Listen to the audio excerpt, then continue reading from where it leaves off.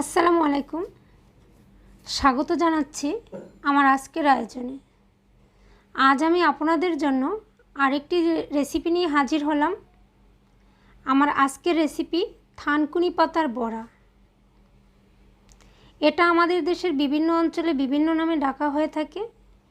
বিভিন্ন অঞ্চলে বিভিন্নভাবে এটার প্রচলন আছে। এটা খুবই ঔষধি গুণসম্পন্ন।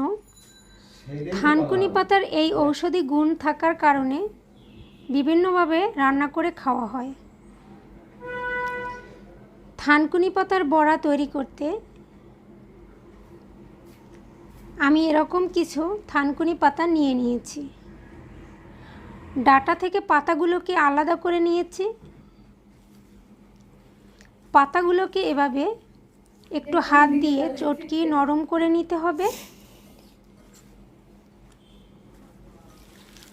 হাত দিয়ে ভালোভাবে চটকিয়ে নিব। আমার চটকানো হয়ে গেছে।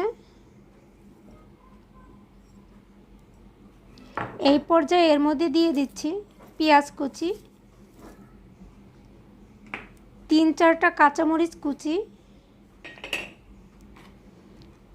জিরা গুঁড়া, পরিমাণ মতো লবণ,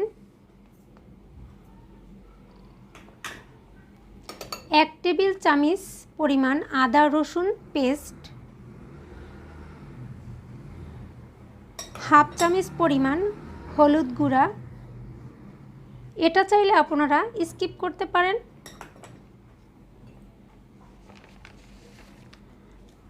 আমি দিয়ে দিয়েছি সুন্দর একটা কালারের জন্য।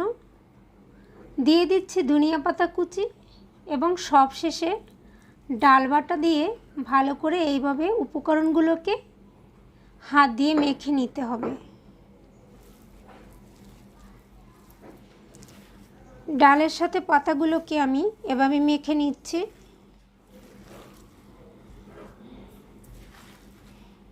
এভাবে নেড়ে চেড়ে মেখে নিতে হবে। আমার মাখানো হয়ে গেছে।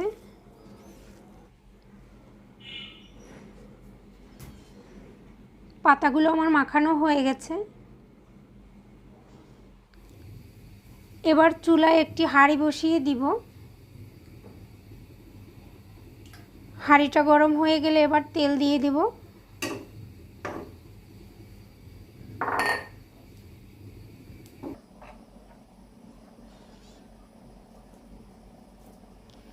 তেলটা গরম হয়ে গেছে। এবার কড়াইতে আমি বড়াগুলো দিয়ে দিব। আমরা যেভাবে পছন্দ করি সেভাবে আমরা দিয়ে দিব। পেঁয়াজুর মতো করে ভেজে নিব।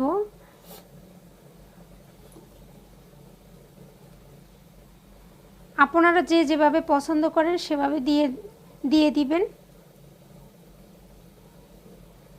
আমি এভাবে করে সবগুলো বড়া দিয়ে দিচ্ছি কড়াইয়ে।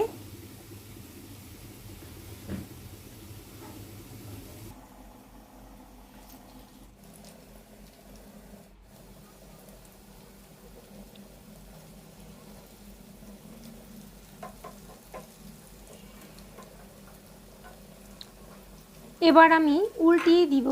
এক পিঠ হয়ে গেলে আমি উল্টিয়ে দিব। এভাবে উল্টিয়ে দুপাশ হয়ে গেলে আমি তুলে নিব। বাদামি কালার হয়ে গেলে তুলে নিতে হবে। এবার বাকিটুকু ভেজে নিব।